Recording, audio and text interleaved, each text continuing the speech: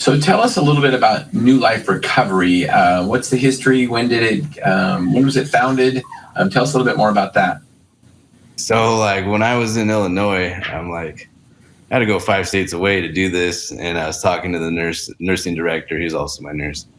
And I was like, I really wish there's a place like this in Washington State. And I looked around. I found a couple of med spas that were in the area kind of, or, within an hour or so. But they mostly advertise for anti-aging only. And what I found out is the quality of NAD.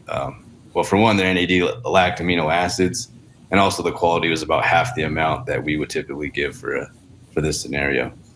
So I was like, man, I think we could do it. So before I left there, we already started looking into how we could open up a place like that in Wenatchee. And we thought it was a good location with the airport nearby. So people coming from out of town, stuff like that. It was in the center of the state.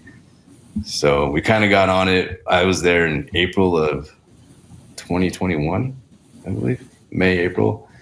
So we got our business license that fall, and then we met Linnea that fall, early winter, and last January of 22, we had like a soft opening. We rented a space, and then actually we didn't have a soft opening until like March, and then we started going around May, and September we started taking insurance. We got all our credentialing done and caught up, so it's fairly new.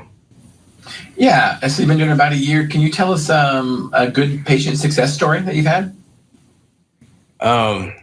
We had a really good one for depression recently. Like the person, I'll tell you some other ones too, but a gentleman just was going through a rough time, had planned on getting married. It didn't work out, and just gotten a deep depression. And just by chance, he happened to be visiting in town and had heard about this and was kind of willing to try anything. He's a little skeptical, and he didn't really do any research. He just kind of stumbled upon us. And he did 2.5 days of NAD, I'm pretty sure. And even that first day, like after talking to him at the end of the day, he's like, I feel so much better. And then he got really bad news that evening.